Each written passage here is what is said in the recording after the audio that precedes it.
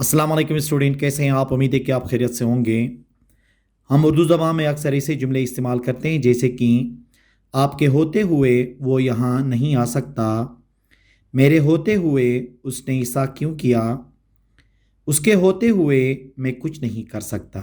ऐसे जुमले हम रोज़मर्रा ज़िंदगी में बहुत इस्तेमाल करते हैं जिसमें हम मेरे होते हुए, किसी के होते हुए, आपके होते हुए, मतलब किसी न किसी बंदे के होते हुए जो काम होता है उसके लिए हम ऐसे जुमले इस्तेमाल करते हैं। जब हम इनको अंग्रेज़ी में बोल रहे होते हैं तो हम इसको कैसे ट्रांसलेट करेंगे, किस स्ट्रक्चर के ज़रिए हम इनको ट्रांसलेट करेंगे, आज के इस लेक्चर में हम तफसीलन डिस्कस कर लेंगे। वो तमाम व्यूअर्स जिन्होंने अभी तक चैनल सब्सक्राइब नहीं किया है तो आप चैनल सब्सक्राइब करें और बेल का आइकन दबा लें ताकि हर नोटिफिकेशन आपको आसानी से मिल सके। तो आइए शुरू करते हैं। अब देखें किसी के भी होते हुए के लिए क्या होता है। अगर आपके होते हुए हो गया तो इन योर प्रेजेंस होगा, मेरे होते हुए इन माय प्रेजेंस, हमारे होते हुए इन आर प्रेजेंस, उनके होते हुए इन देयर प्रेजेंस। मतलब ये है कि सब्जेक्ट जैसा भी हो उसके हिसाब से हम क्या लगा सकते हैं, यूर लगा सकते हैं, माय, आर, देयर, हिज, हर या इट्स का हम इस्तेमाल कर सकते हैं। इसका फार्मूला क्या होगा देखें, इन के बाद जो सब्जेक्ट आएगा वो उसकी प्रेजेंस लगा के फिर आगे हम सेंटेंस इस्तेमाल कर सकते हैं। सेंटेंस कोई भी हो सकता है, वो किसी भी टेंस का हो सकता है। अब देखें जैसे कि आपके होते हुए वो यहाँ नहीं आ सकता, आपके होते हुए वो यहाँ नहीं आ सकते, यहाँ पे आप है तो यहाँ से इन यूर कर लेंगे, ठीक है। जैसे कि in your presence he can not come near, in your presence he can not come year.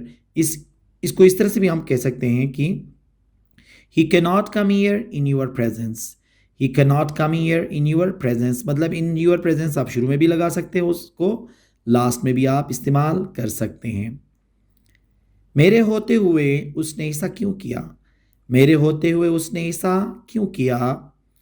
why did he do this in my presence, why did he do this in my presence।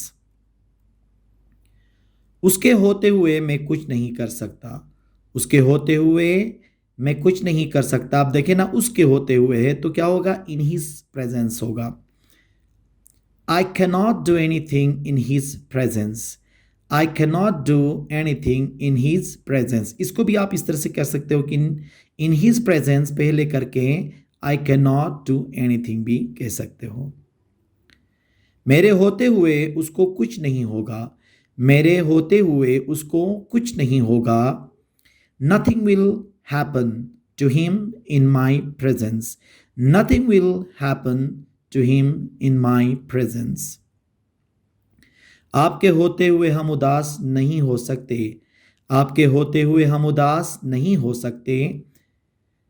We cannot be sad in your presence, we cannot be sad in your presence। तो हमने क्या पढ़ा, किसी भी subject के होते हुए, चाहे उसमें में भी आप, वो, हम, जो भी हैं, उनकी प्रेजेंस या उनके होते हुए कहने के लिए इनके साथ उस सब्जेक्ट लगाएंगे, फिर उसके बाद हम सेंटेंस प्रेजेंस लगाएंगे, फिर उसके बाद आगे हम क्या करेंगे, सेंटेंस का इस्तेमाल करेंगे। तो अगर इस स्ट्रक्चर को हम फॉलो करें तो हमें अंग्रेज़ी बोलने में, मतलब ऐसे जुमलों को जब अंग्रेज़ी में ट्रांसलेट कर रहे होते हैं तो उसमें हमें बहुत ज़्यादा आसानी होगी। उम्मीद है कि आज का ये लेक्चर आपको पसंद आया होगा। Thank you very much.